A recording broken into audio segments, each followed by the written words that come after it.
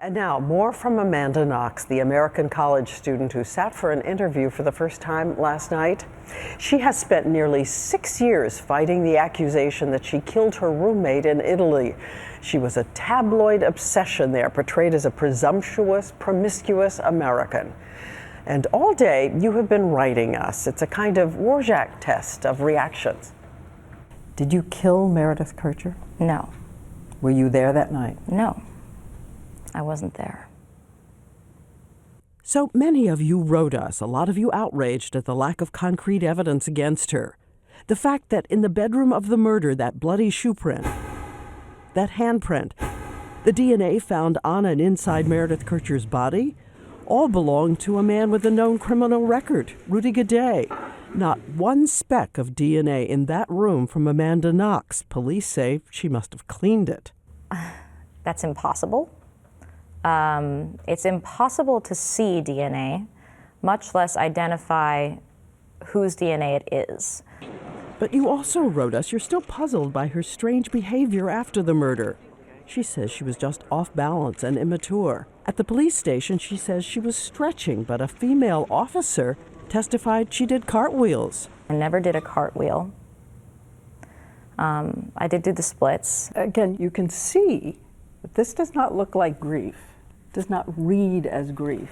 I think everyone's reaction to something horrible is different. As for that video we all watched that seemed to show her kissing her boyfriend Raffaele dozens and dozens of times, we studied that tape. There were 3 quick kisses, but the rest of the time she was staring into space. My friend had been murdered, and it could just have easily been me. And through all the trials and prison, her family was there. Your dream for her?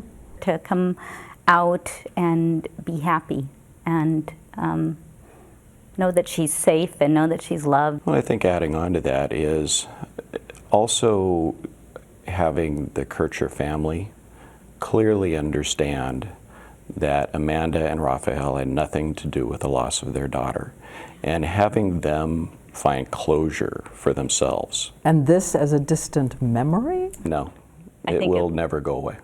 I traveled to Perugia, to the house where they all once lived. Hello. Now inhabited by Bangladeshi immigrants who showed me the tiny room of the murder, saying they barely heard of this case. I also talked to some of the thousands of college students there right now who said it's just a distant memory, that name, Amanda Knox. So to the 250,000 students who head abroad, what's your advice? Study abroad. Study abroad in Italy. Just know your rights. Be in touch with your family. Be careful.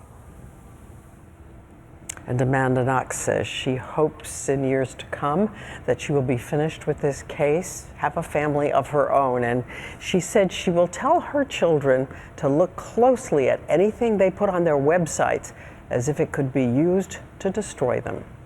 And as we said, Amanda Knox's book, Waiting to be Heard, is on the bookshelves now.